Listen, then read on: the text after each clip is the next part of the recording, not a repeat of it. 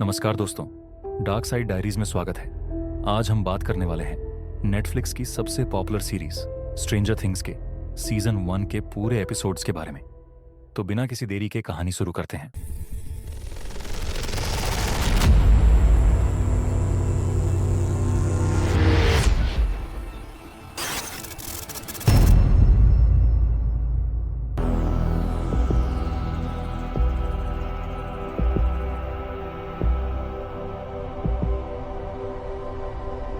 Episode 1 के शुरुआत में हम देखते हैं 6 नवंबर 1983 को हॉकिंस इंडियाना में स्थित एक यूएस गवर्नमेंट लैबोरेटरी के अंदर एक साइंटिस्ट पर एक अनसीन क्रीचर हमला कर देता है।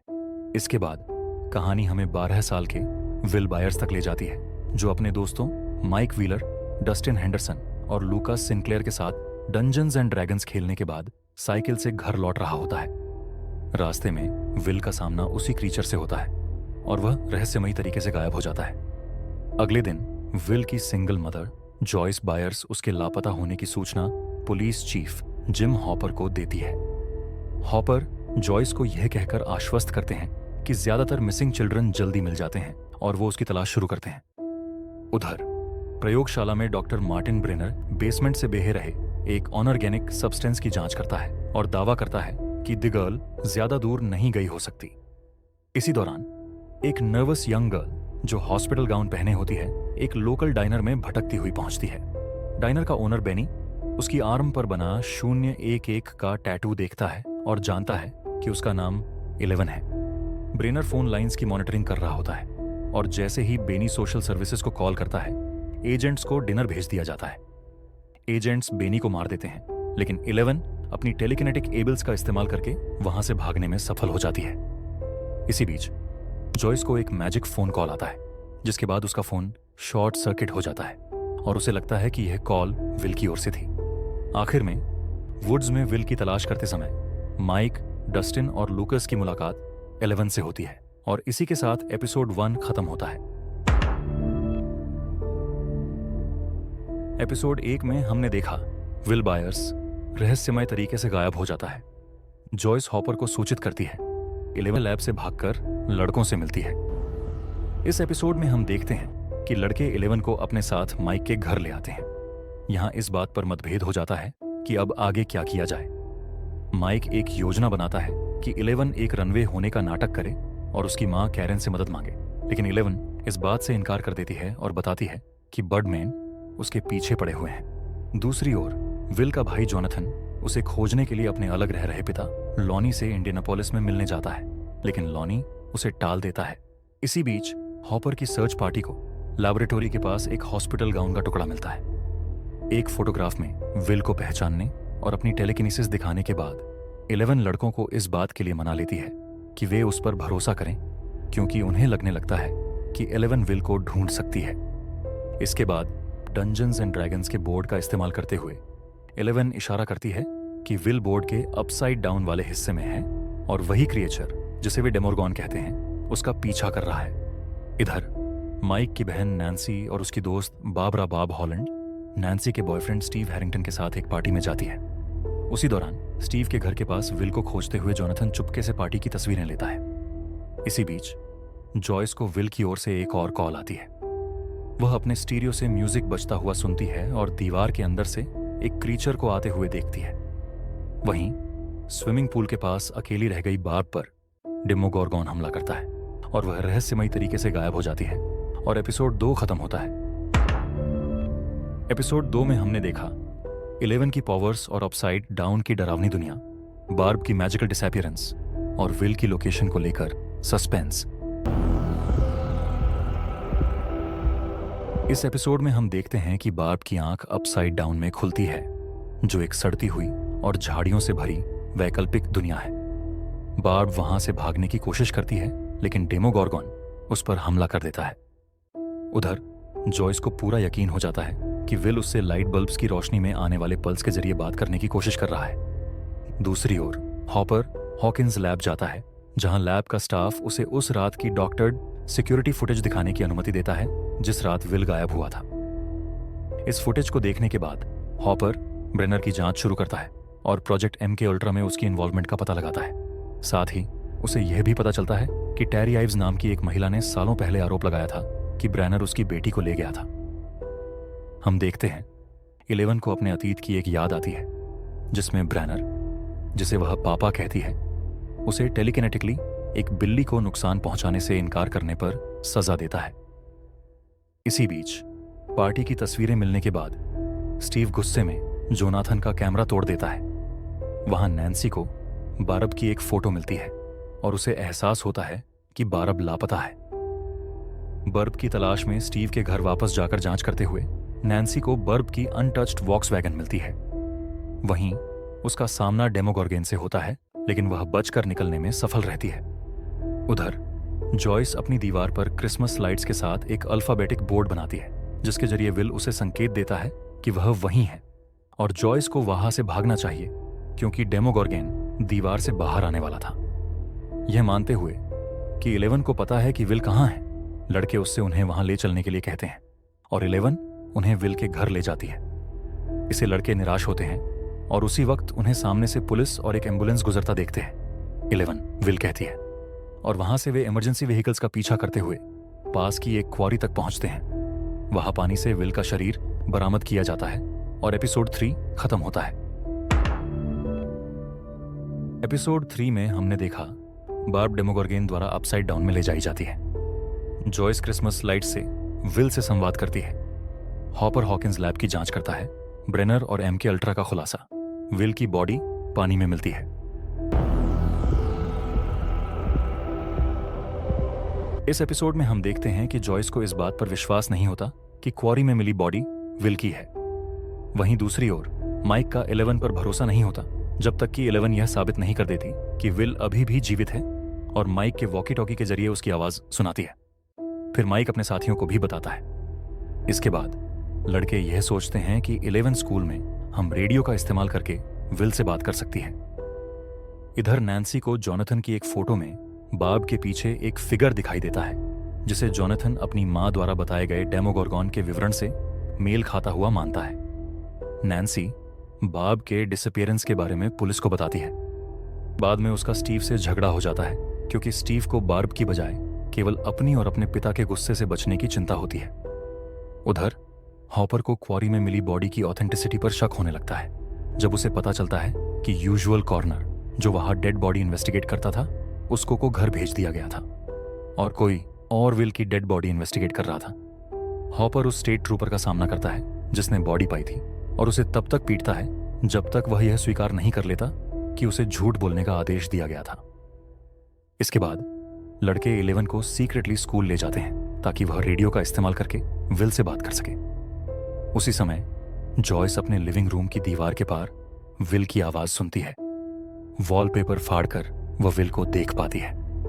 11 रेडियो के माध्यम से विल का संदेश उसकी मां तक पहुंचाती है।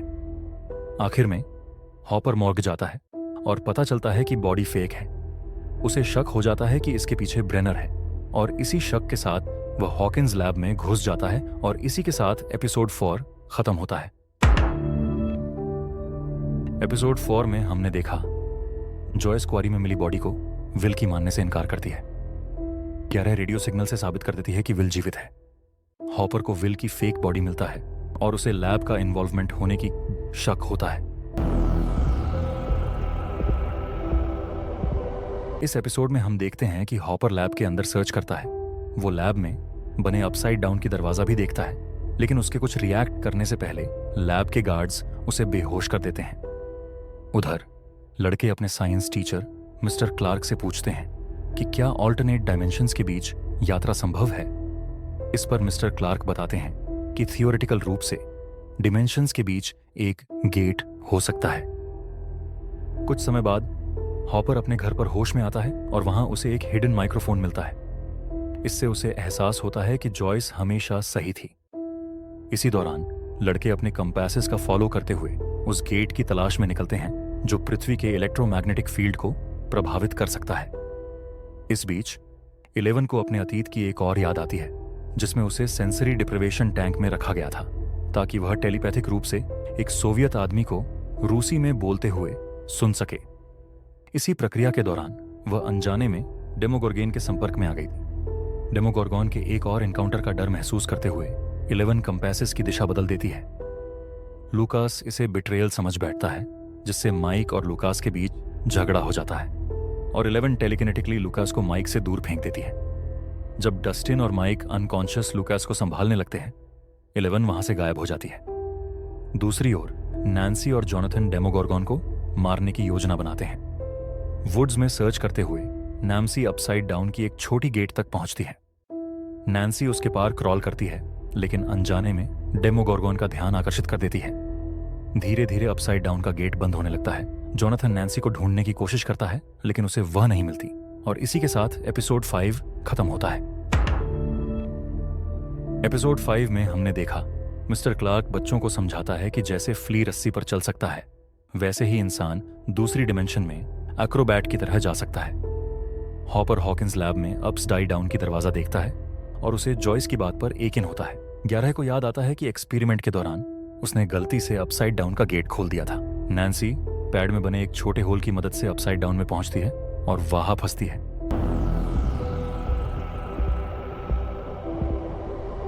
इस एपिसोड में हम देखते हैं कि जोनाथन छोटे गेट को खोजने के बाद गेट बंद होने से पहले नैन्सी को वापस गेट के बाहर खींच लेता है। उस रात नैन्सी अकेली होने से डरती है और जोनाथन से अपने बेडरूम में रहने के लिए कहती है। इसी बीच स्टीव नैन्सी से बात करने की कोशिश करते हुए उसके बेडरूम की खिड़की झांकता है, तो वहां उसे नैन्सी और जोनाथन साथ में दिखता है और वो मान लेता है कि वो दोनों डेटिंग कर रहे हैं। दूसरी ओर जॉयस और हॉपर टेरी आइव्स को ढूंढते हैं, जो कैटाटोनिक यानी हिल्डोलोर कुछ बोल न पाने स्थिति में है, और उसकी बहन बेकी उसकी देखभाल कर रही होती है। बेकी बताती है कि टेरी प्रोजेक्ट MK अल्ट्रा की पार्टिसिपेंट थी, जबकि वह गर्भवती थी। टेरी मानती है कि ब्रेनर ने उसकी बेटी जेने को जन्म के समय उसके टेलीकिनेटिक और टेलीपैथिक एबल्स के कारण किडनैप किया। इधर नैन्सी और जोनाथन सोचते हैं डेमोगोर्गोन खून से आकर्षित होता है और उसे मारने के लिए हथियार जमा करते हैं। वहीं जोनाथन स्टीव को ब्रूटली पीट देता है क्योंकि उसने विल का मजाक उड़ाया और नैन्सी को गाली दी। जोनाथन गिरफ्तार होता है और पुलिस स्टेशन में रखा जाता है क्योंकि उसने स्टीव को पीटा और अनजाने में एक रिस्पॉन्डिंग ऑफिसर को भी मारा, जबकि स्टीव का ग्रुप भाग गया। इसके बाद 11 एक ग्रोसरी स्टोर में जाती है और कुछ ईगो वेफल्स चुराती है। 11 की तलाश में माइक और डस्टिन को 2 बुलिज ट्रो और जेम्स एम्बुश करते हैं और माइक को मारने की कोशिश करते हैं। 11 अपनी पोडरिस का उपयोग करके ट्रो का हाथ तोड़ देती है और माइक को बचाती है। 11 कोलैप्स हो जाती है और याद करती है कि ब्रेनर ने उसे डेमोगोर्गोन से संपर्क करने के लिए कहा था और डर के कारण उसने अनजाने में गेट खोल दिया। वह माइक और डस्टिन के सामने आंसुओं के साथ स्वीकार करती है कि वह जिम्मेदार है कि डेमोगोर्गोन इस डिमेंशन में प्रवेश कर पाया। इसी बीच लूकास देखता है कि एजेंट्स जिन्होंने 11 का पीछा किया है माइक के घर पर एम्बुश की तैयारी कर रहे हैं और इसी के साथ एपिसोड 6 भी खत्म होता है। एपिसोड 6 में हमने देखा नैन्सी और जोनाथन डेमोगोर्गोन का सामना करने की योजना बनाते हैं। जॉयस और होपर टेरी आइव्स को कैटाटोनिक स्थिति में पाते हैं। 11 ही टेरी आइव्स की बेटी जेने है, जिसको ब्रेनर ने उसके टेलीकिनेटिक और टेलीपैथिक एबिलिटीज के कारण किडनैप किया था। 11 ही थी जिसने अपसाइड डाउन की दरवाजा डेमोगोर्गोन को छूने से खोल दिया था और ब्रेनर की एजेंट्स 11 को पकड़ने के लिए माइक के घर पर एम्बुश की तैयारी कर रहे हैं।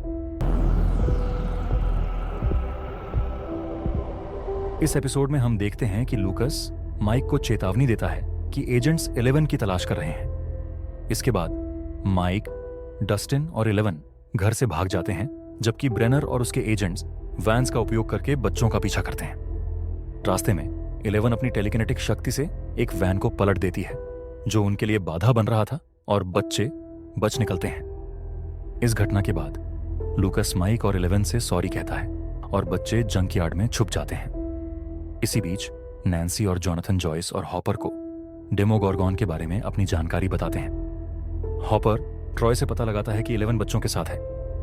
इसके बाद सभी बायर्स के घर पर मिलते हैं, जहां जॉयस और हॉपर को एहसास होता है कि 11 वास्तव में जेन आइव्स है। फिर वो लोग 11 से विल और बार्ब को टेलीपैथिकली खोजने को कहते हैं, लेकिन उसकी पिछली शक्तियों के उपयोग ने उसे कमजोर कर दिया है। समाधान के लिए वे मिडिल स्कूल में घुसते हैं और 11 की शक्तियों को बढ़ाने के लिए एक मेकशिफ्ट सेंसरी डिप्रिवेशन टैंक बनाते हैं। फिर 11 टेलीपैथिकली अपसाइड डाउन में प्रवेश करती है और पाती है कि बार्ब मृत है और विल जीवित है, जो अपसाइड डाउन के बैकयार्ड फोर्ट में छुपा हुआ है।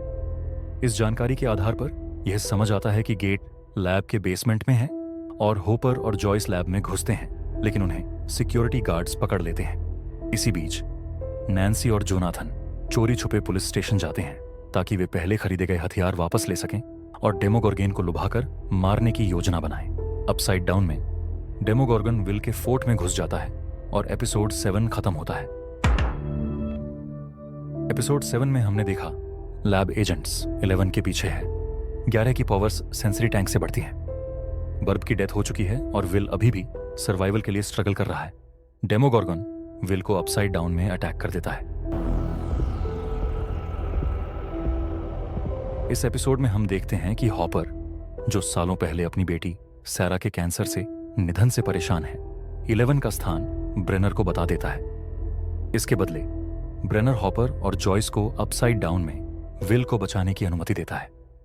इधर नैन्सी और जोनाथन अपने हाथ काटते हैं ताकि डेमोगोर्गन को बायर्स घर में आकर्षित किया जा सके। उसी समय स्टीव जोनाथन से झगड़े के लिए माफी मांगने आता है और उसी क्षण डेमोगोर्गन आ जाता है। स्टीव, नैन्सी और जोनाथन मिलकर डेमोगोर्गन से लड़ते हैं और उसे आग में झोंककर अपसाइड डाउन में पीछे हटने के लिए मजबूर कर देते हैं। इस दौरान 11 और लड़के मिडिल स्कूल में छुपते हैं जब ब्रैनर और उसके एजेंट 11 को पकड़ने आते हैं। 11 अपनी शक्तियों का उपयोग करके अधिकांश एजेंटों को मार देती है, लेकिन एग्जॉस्शन के कारण वह गिर पड़ती है। जब ब्रैनर और उसके बचे हुए एजेंट 11 और लड़कों को दबाते हैं, डेमोगोर्गन मृत एजेंट्स के खून से आकर्षित होकर आता है और ब्रेनर और बाकी एजेंट्स पर हमला करता है, जिससे लड़के 11 के साथ भाग निकलते हैं। इधर हॉपर और जॉयस अपसाइड डाउन के हॉकिंस लाइब्रेरी में प्रवेश करते हैं, जहां उन्हें डेमोगोर्गन के पीड़ितों के कई शव मिलते हैं, जिसमें बाब भी शामिल है और विल को बेहोश पाया जाता है, जिसके गले में एक टेंड्रिल फंसा होता है। हॉपर उसे टेंड्रिल निकालकर CPR देके जीवित कर देता है। दूसरी ओर डेमोगोर्गन बच्चों को एक रूम में अटैक करने आगे बढ़ता है, लेकिन 11 अपनी एग्जॉस्शन से उबरकर उसे नष्ट कर देती है, जिससे दोनों गायब हो जाते हैं। अंततः विल अस्पताल में ठीक हो जाता है और अपने परिवार और दोस्तों से मिलकर फिर से खुश रहता है। 1 महीने बाद क्रिसमस आता है। नैन्सी और स्टीव फिर से साथ हैं और दोनों जोनाथन के दोस्त भी हैं। अंत में विल अपने घर के सिंक में एक स्लग जैसी क्रीचर को खांसकर बाहर निकालता है और अपसाइड डाउन का विजन देखता है, जिसे वह अपने परिवार से छुपाता है, और इसी के साथ एपिसोड 8 खत्म होता है। सीजन 1 तो खत्म हुआ, लेकिन अपसाइड डाउन अभी भी हॉकिंस में है। विल सुरक्षित है, लेकिन वह अब भी अपसाइड डाउन से जुड़ा है। 11 की पावर्स, लैब का खतरा और नए क्रीचर्स, सीजन 2 में यह सब और भी बड़ा होगा। तो दोस्तों, ये थी स्ट्रेंजर थिंग्स सीजन 1 की पूरी कहानी। लेकिन ध्यान रहे, अपसाइड डाउन और 11 के रहस्य यहीं खत्म नहीं हुए हैं। अगली सीजन में और भी बड़े खतरे और रोमांच का सामना करना होगा। अगर आप सीजन 2 की कहानी सबसे पहले देखना चाहते हैं तो चैनल को सब्सक्राइब करें और बेल आइकन दबाना ना भूलें। Thank you for watching. See you in the next video.